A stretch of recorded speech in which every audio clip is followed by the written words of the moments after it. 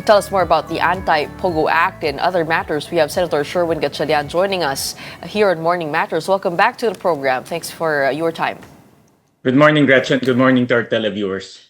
Okay, unang-una ho, itong Anti-POGO Act, we do know that there's already a ban in place. So what kind of clarity do we get from this turning into law?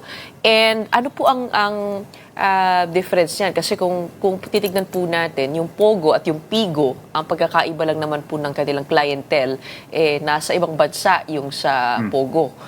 Does that mean if they shift to the local market, lusot na sila? That's exactly what we defined in the law, that entities who solicit bettings or solicit bets from the outside, offshore in this case, is deemed illegal already. So bawal na yan.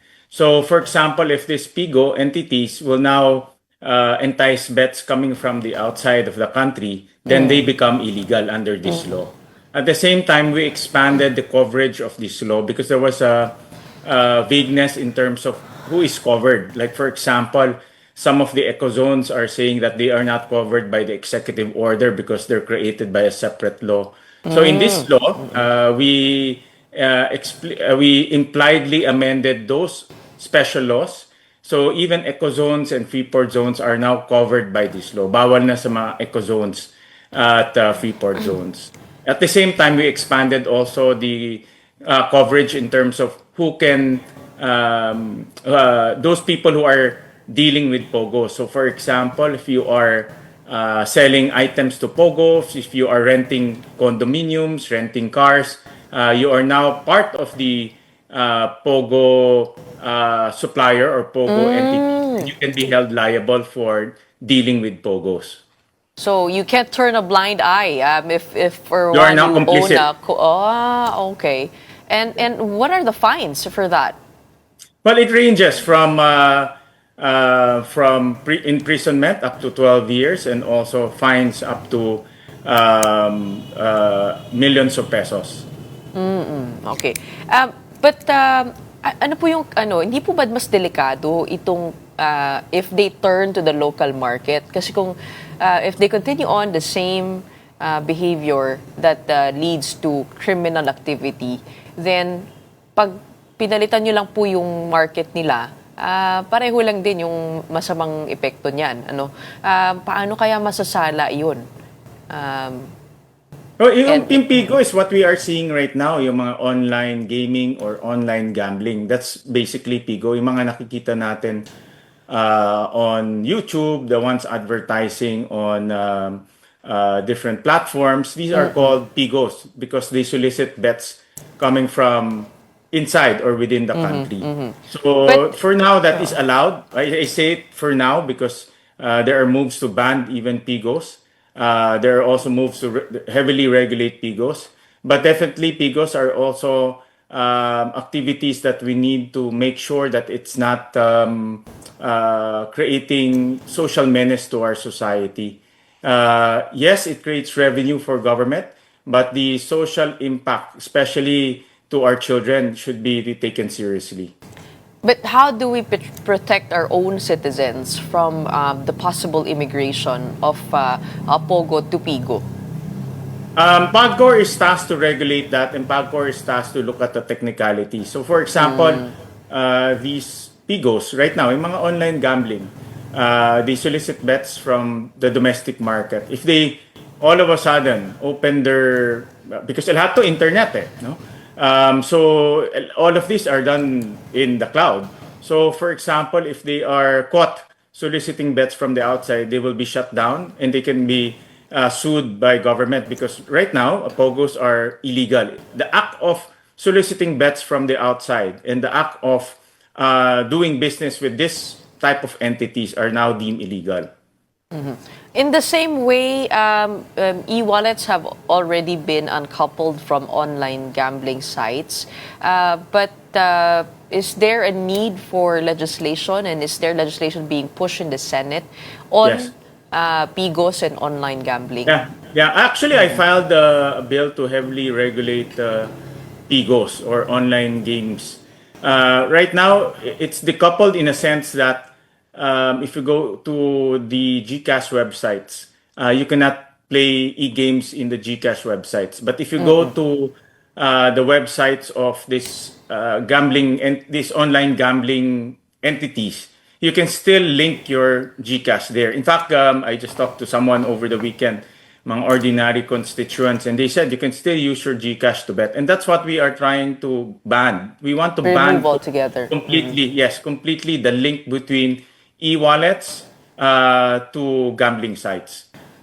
Meron na po tayong nakuhang datos kaya kung ano po yung naging epekto nun, yung pag-decouple. Has it significantly decreased yung usage?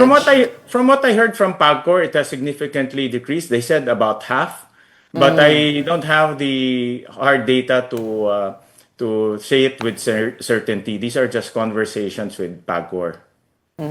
Okay, let's move on over to another topic. Over the past days, we've heard from civil service organizations in your hearing on what they're seeing in the budget. For one, when it comes to the Sumbong sa Pangulo website, ang sabi po nila ay 500 billion pesos worth of flood control projects lamang yung nandoon, when the total is 1.2 trillion. And there's about half that remains unaccounted for. Would you have any idea why that's the case? Well, the bulk of the flood control items, I'm not saying they're implemented, but the items are in the 2025 budget. A lot of them.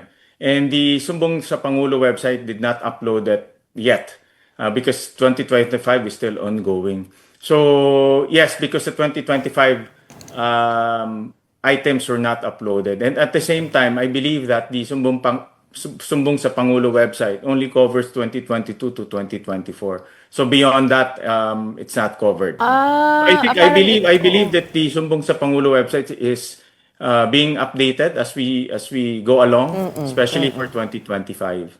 Okay, because they mentioned the time frame of 2018 to 2025. So I think No, 2025 is not included yet. In fact, we personally checked the website. So Okay. and for legitimate reasons because it's still ongoing. So 2025 is we're still at the Correct. fourth quarter of 2025. Akin nga pong naalala na sabi nga po ng Pangulo, imbestigahan po nila yung 2022 onwards. Pero one of the things that they brought up is yung possible insertions na nangyari dito po sa Convergence and Special Support Program, Asset Preservation Program, which also registers billions in funding at medyo pumapareho siya dun sa pondo para sa infra themselves, no? Have you looked into these? Yes, we did. We actually looked at these are the amendments by the House of Representatives. It's reflected in the General Appropriations Bill, which is uploaded already in the website of the House. So we're analyzing the items there. What's important is items that are in the budget, or in this case, the 2026 budget, should be very specific as to where, how long, and technical descriptions should be included in the budget so that people will know exactly where and how long is the project. Right now, it's a generic name. And we cannot allow generic names anymore because that's prone to corruption. Babaguhin na ho. Oo. Okay. And sabi rin po nila na one of the things that causes corruption is pag wala siya sa plano. At maraming wala sa plano. Katulad na lamang po ng farm-to-market roads that you have been bringing up. What are we seeing when it comes to this side of the budget? Tama. It's important that all of these projects are inside the master plan or inside a network plan for the FMR. Because if not, then all of these are just created by whim, and there's no interconnection to the other network plans. So one of the things that we will be enforcing strictly in the budget is it should be included in the network plan. It should be shovel ready, meaning it has technical descriptions, it has the length of the road, so that again we will prevent overpricing as well as ghost FMRs. In fact, this morning I saw the Facebook of Secretary Tiu Laurel, and he mentioned a few FMRs that are completely ghost projects. Wala talaga. It was declared complete 2021, pero nung pinuntahan niya, wala naman. And some of the projects are parang hinahabol. They just started a few months ago. So to avoid all of these things, it has to be specific in the budget, because the budget is the starting point. Once you have a flawed budget, then you have, it's prone to corruption. And how do you propose to we cure that? Kasi sabi niyo po, no, 24 billion out of the 32 that's what's part of the network plan. Tatanggalin na po ba outright yung 8 billion na Yes. Well, sobra? we gave DA a chance to validate and tell us whether that's included in the network plan. Pag hindi siya included, then we will remove that. Okay. And you're okay with turning all of this budget over to the Department of Agriculture? Do they have the muscle to be able to? That's great. Actually, that's a very good question.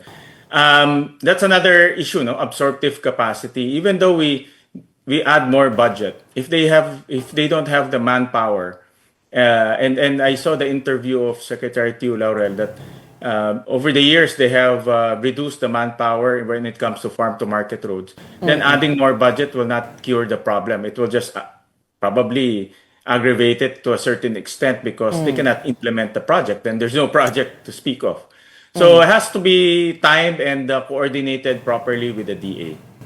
Oo. Pero kung paano po yun po yung what we have to figure out still.